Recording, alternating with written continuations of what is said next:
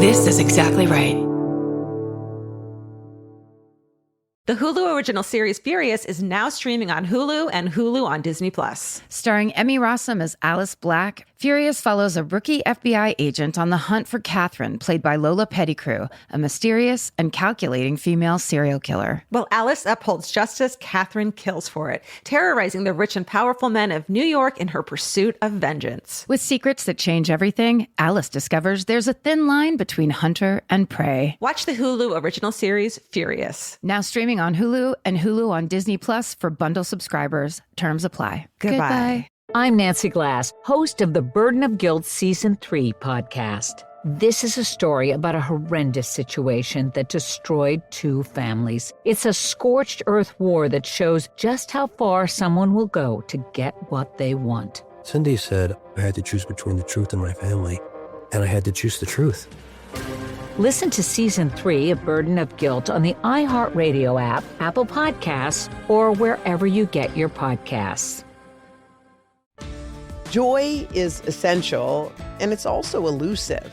But now, there's a new and exciting way to start your journey toward a more joyful existence. Joy 101. If you're craving inspiration, support, and useful tools to maximize your joy, tune into these candid, uplifting, and moving on-air chats. Listen to Joy 101 with Hoda Kotb starting June 10th on the iHeartRadio app, Apple Podcasts, or wherever you get your podcasts.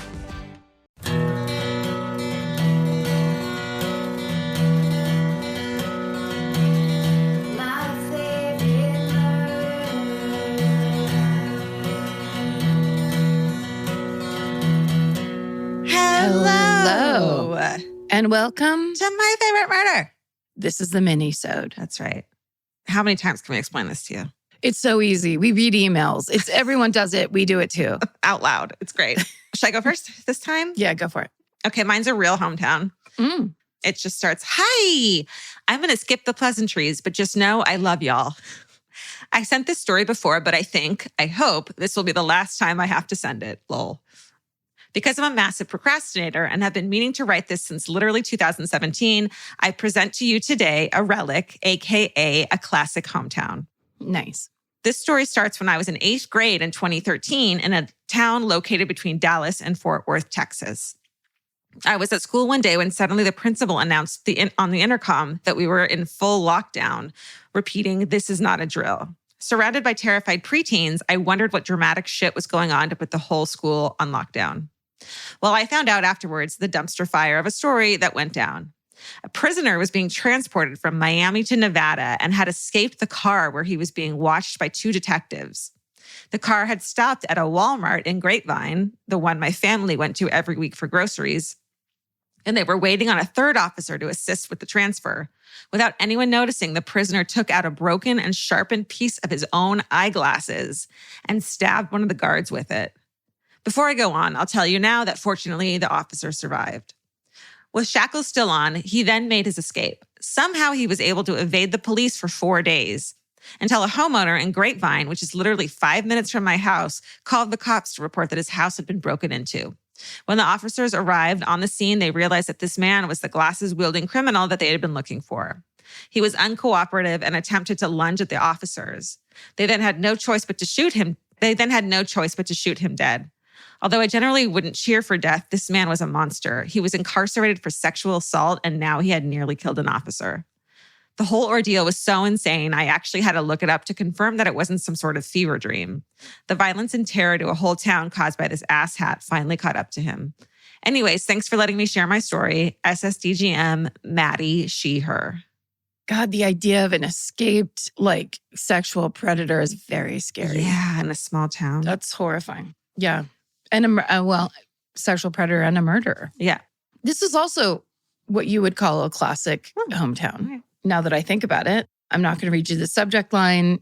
It just starts, I am not even going to rewrite this story because whoever wrote this entry for the Seattle Police Department blotter did a Pulitzer Prize winning job. In February 2021, I was looking at the blotter to find out what some sirens nearby were about when I came across a story about a crafty lady shopping at a thrift store. Here's the rest. Quote, so this, I guess, is from the Seattle Police Department crime blotter. Love it. Quote, around 3:30 p.m., a woman purchased a kit to crochet animal hats at a business within the 6400 block of 8th Avenue Northwest. When she opened the kit, there was a suspicious heavy item encased in yellow rubber, giving off an odd odor with 100% written on the outside. The woman immediately called 911. Officers responded and took possession of the suspicious package. Police later confirmed the substance to be a kilogram of cocaine. Oh, 100%. Holy shit. The package was placed into evidence. End quote. I think about this story often. The detail about the animal hats tickles me. Are they hats for animals or hats with animal designs? Stay sexy and keep crocheting animal hats. Imuna. Wow. Pretty good, right? Yeah. Wow. Someone's grandma found a lot of cocaine. She could have made a lot of money off that if it really was 100%, you know? High grade. She could have cut that shit with baby laxative and just sailed into the sunset of her. That's right. With her animal hats on, or her hats on her animals. We don't really know. She could actually single-handedly mass produce animal hats from there on out if she had done it. She could retire on that shit. Okay. She didn't. I'm Nancy Glass, host of the Burden of Guilt Season 3 podcast. This is a story about a horrendous situation that destroyed two families. It started more than 7 years ago when Cindy and Kenny were two 40-somethings who had just gotten engaged. Days later, they walked into a scorched earth war they never saw coming. Turn around and place your hands behind your back. The cops came into my house and threw me in jail. And to Cindy's surprise, her fiancé, Kenny, was charged with abusing one of her children. I never once doubted Kenny, and I always doubted the accusation. On Season 3 of Burden of Guilt, you'll hear a story about the lengths someone will go to in order to get what they want. This case has got to be one of the most despicable. Listen to Season 3 of Burden of Guilt on the iHeartRadio app, Apple Podcasts, or wherever you get your podcasts. This is Chelsea Handler from Dear Chelsea. Every week, the news gets worse, the world gets crazier, and Yamanika is here to tell whoever's responsible, you're the problem. Do you know I just found out who Sydney Sweeney was? If he got a bunch of women, then I should have a bunch of men. Do better or do less so I don't have to do so much. I'm Yamanika, and I'm out. Listen to You're the Problem with Yamanika starting on July 15th on the iHeartRadio app, Apple Podcasts, or wherever you get your podcasts. In the middle of the night, Saskia awoke in a haze. Her husband Mike was on his laptop. What was on his screen would change Saskia's life forever. I said, I need you to tell me exactly what you're doing. And immediately, the mask came off. You're supposed to be safe. That's your home. That's your husband. Listen to Betrayal Season 5 on the iHeartRadio app, Apple Podcasts, or wherever you get your podcasts. They Lived series, a garage door story. Oh. Thank you for your words and funny antics as I drive to and from the school where I teach disrespectful high schoolers all day. I was recently listening to Minisode 252. Yes, I am behind, but I am one of those latecomers who's been catching up diligently from episode 1. One of the stories you read discussed someone getting crushed by their garage door, and this finally gave me something to write in about. Yes, I lived after being crushed by the garage door. I was in middle school, maybe 6th or 7th grade, and my twin sister and I would ride our bikes to school each morning. We would walk the bikes out of the garage and set them in the driveway. One of us would then walk back out to the garage to press the button to close the door. Unlike smart children who would maybe walk back through the house and exit the front door, we, on a daily basis, would race out of the garage door before it closed. I want to say something. That's not for kids to decide. That's like something your parents should have forced you to do, you know? Yeah, have some sort of say on. Although I have to say, that's how we did it too. Absolutely. Every kid did that. Yeah. But there's some garage doors that if you pass by that like laser, Yes. it'll stop. So you can't I feel like old garage doors didn't have that though, right? Right, I think so. Okay. This task never failed us until one day it was my turn to press the button and run one morning.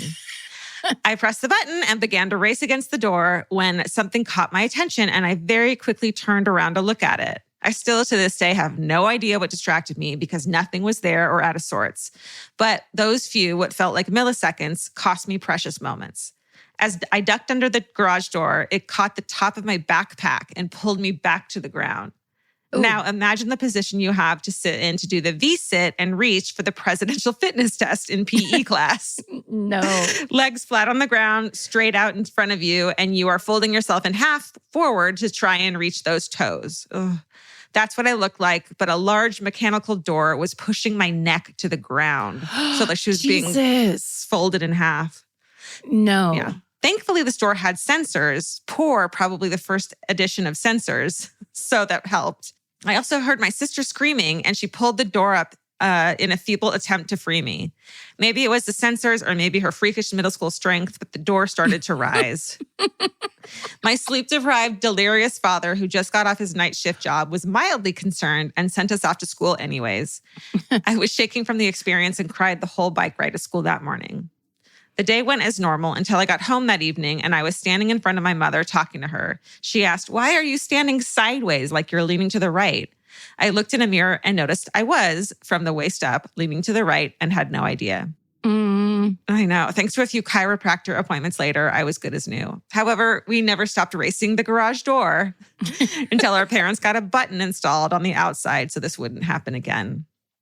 Stay sexy and get more flexible so the garage door doesn't mess you up as bad next time. Patty. That's right, Patty. That's the perfect Gen X response, which is, it's my fault. I need to improve somehow.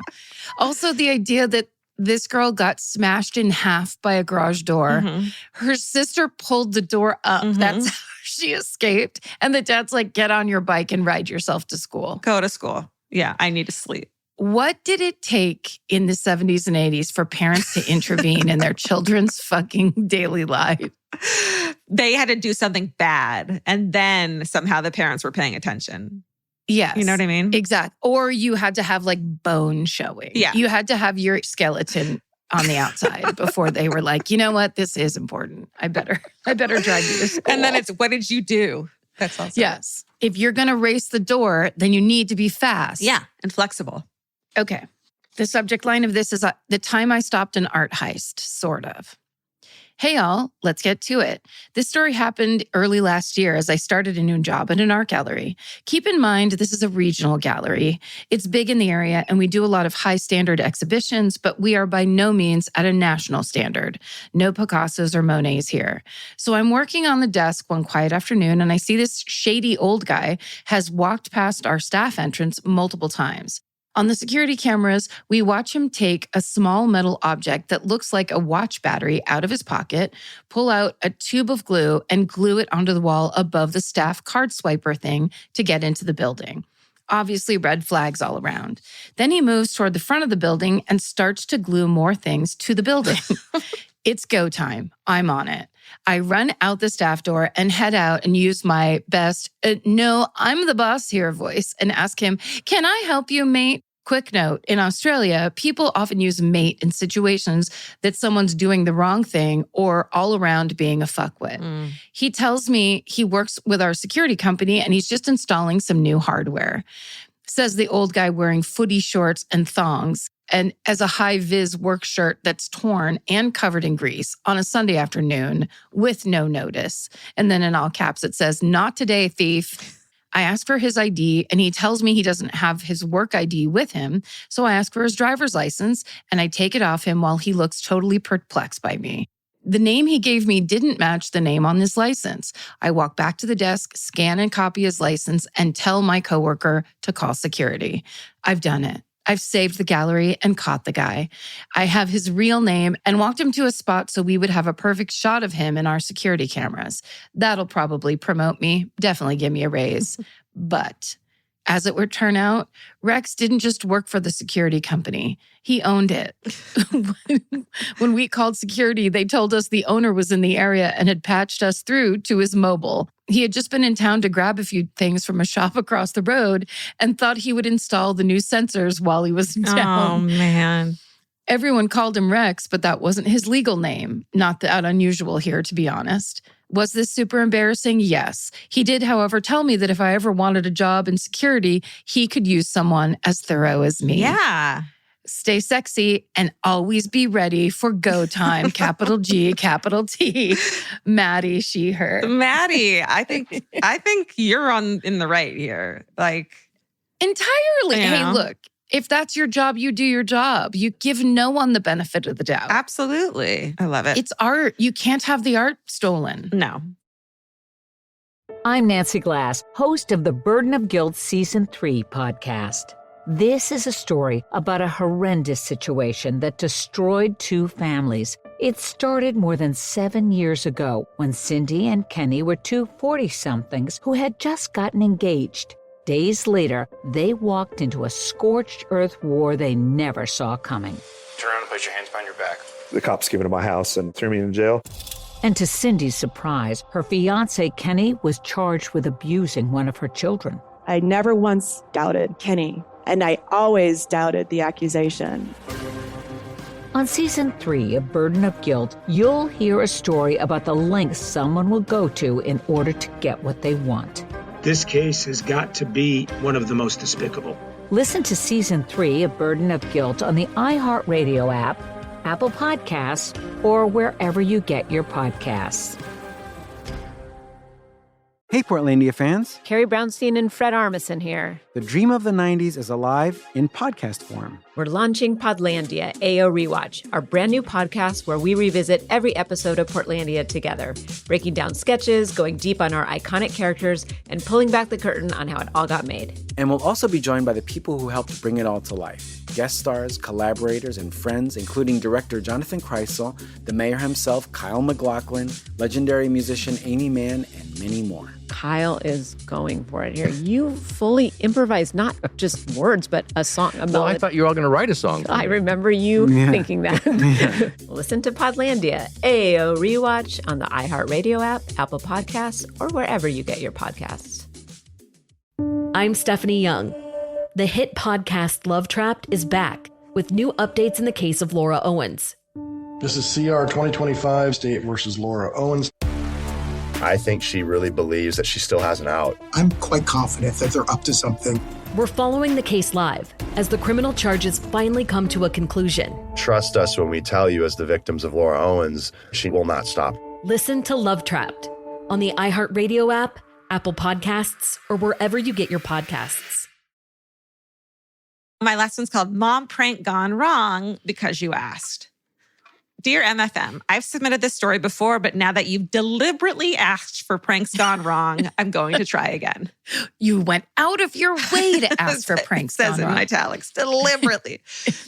Years ago, when my sons were about 7 and 11, we went through a weird family phase of loving to scare each other. We were always hiding behind doors and around corners to jump out and scream in each other's faces. I don't know how people live like that. I don't understand. You just kind of you have to get high off of it because that's your coping mechanism from just having to live in that kind of shock all the time. Got it. The closer we all came to heart attacks, the better. One day, my husband and I hatched a plan to scare my 11-year-old Charlie. I was going to hide in his bedroom closet while he was brushing his teeth before bed, and my husband would somehow get him to open the closet door, and then I'd jump out. It says, trust me, I know it sounds horrible now. I don't think it's fair for the parents to scheme together. You know what I mean? Although if that's the understanding in the family, then it's not as weird as us coming in being like, my mother would never jump up at all, much less jump out of a closet at me. Right. It's like they're used to it. Okay. I quietly slipped into the closet, crouched down, and peeked out through the slats in the closet door. I waited and waited and waited. As many times as my husband tried to get Charlie to open the closet, all his efforts were too subtle and totally futile.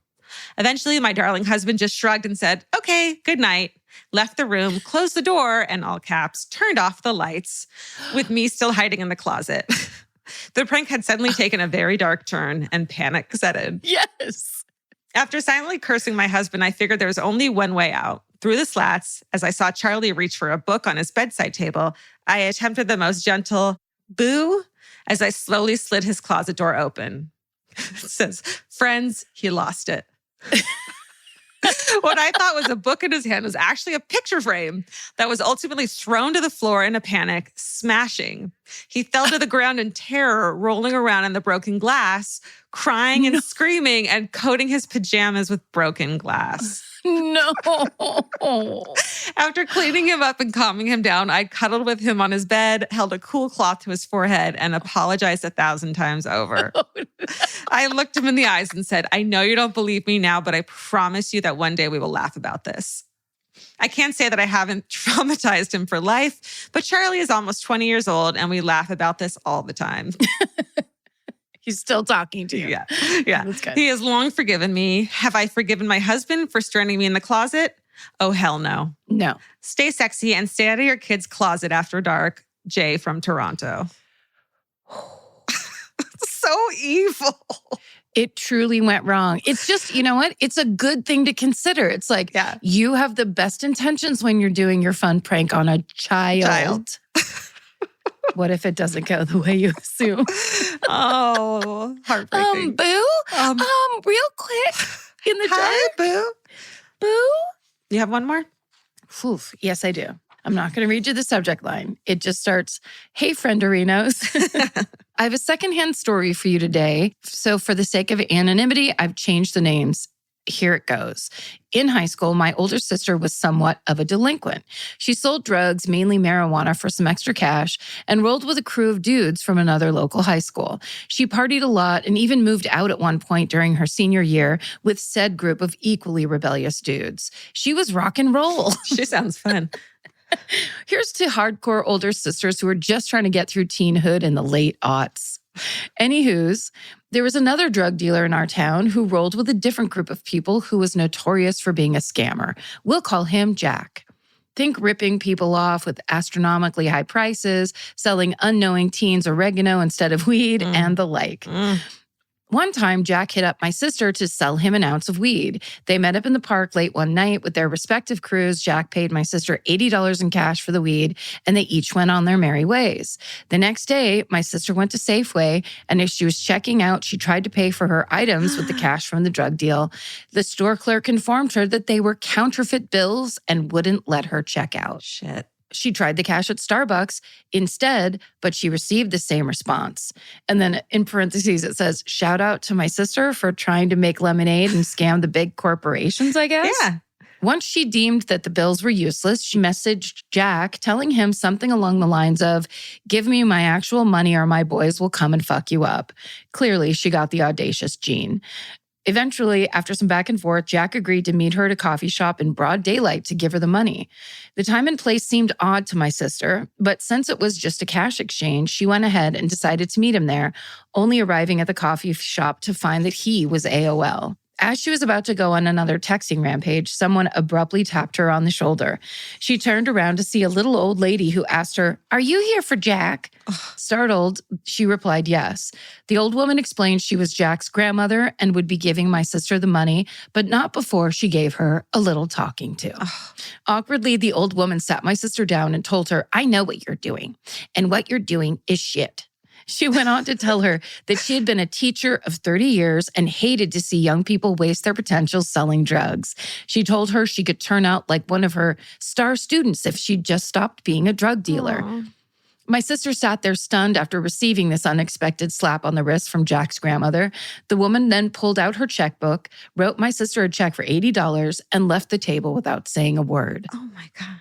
Thankfully, the check was authentic and my sister got her payment. Of course, my sister had a zillion questions running through her head, namely, why would such a disapproving grandma still pay off her grandson's drug debt? Regardless, everything worked out in the end, and my sister knew not to sell or buy from Jack anymore.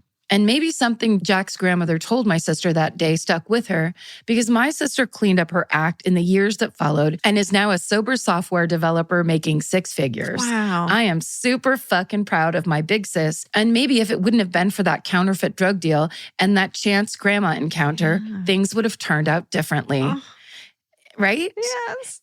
Anyway, hope you like my story and thank you for everything you do. I've been listening to the pod since 2017 and you guys are my besties. And then there's 5 S's and less than with a 3, which looks like a heart. Love you all, XOXOS. Oh my God. It just shows you that that was a stranger. She didn't have to take the time to talk to her. Nope. But she knew that there was potential there. Oh my God. She told her, like, you could do whatever you want. I can tell I'm a teacher. Yeah. And maybe it really did ring a little bell inside of that drug dealing girl's head. Oh my God. Amazing. It worked. I love that story. I know, right? Yes. Send us your redemption stories. Let's have redemption stories. Let's have older sister redemption stories. Yeah. Or older sibling. Let's have the sibling black sheep redemption story. I'm one. Right? I'm Same. Totally one. I was the black sheep until literally 7 years ago when we started this podcast.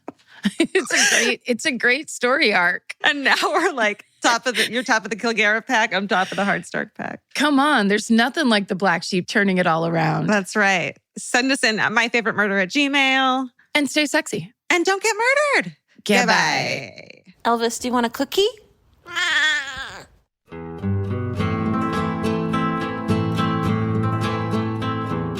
This has been an Exactly Right production. Our senior producer is Hannah Kyle Crichton.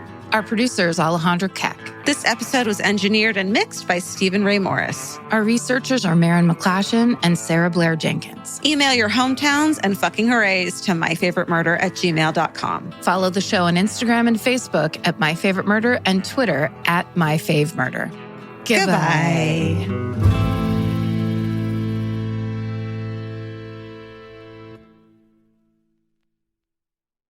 I'm Nancy Glass, host of the Burden of Guilt Season 3 podcast. This is a story about a horrendous situation that destroyed 2 families. It's a scorched earth war that shows just how far someone will go to get what they want. Cindy said I had to choose between the truth and my family, and I had to choose the truth. Listen to Season 3 of Burden of Guilt on the iHeartRadio app, Apple Podcasts, or wherever you get your podcasts. On Boxing Day 2018, Joy Morgan was last seen at her secretive church. 6 weeks later, she's reported missing. I'm Charlie Brinkhurst-Cuff, and after years of investigating Joy's case, I need to know, what really happened to Joy? This is The Missing Sister, the true story of a woman betrayed by those she trusted most. Listen to The Missing Sister on the iHeartRadio app, Apple Podcasts, or wherever you get your podcasts. Hey everyone, it's the Jonas Brothers. This week on the podcast, Hey Jonas, we're hanging out with Michael Bublé. After Kevin's recent interesting confession about Michael, we figured there's only one thing to do. We must invite Michael Bublé on the podcast, and we want to know what's on his Sexy Time playlist. You know, I did an interview, and they're like, have you heard about this Jonas Brothers thing? And they were like, what did you think of it? And I was like, well, I mean, it's reciprocal. We talk about Kevin's confession, Michael's reaction, and a whole lot more. Our conversation with Michael Bublé is out now. Listen to Hey Jonas on the iHeartRadio app, Apple Podcasts, or wherever you get your podcasts.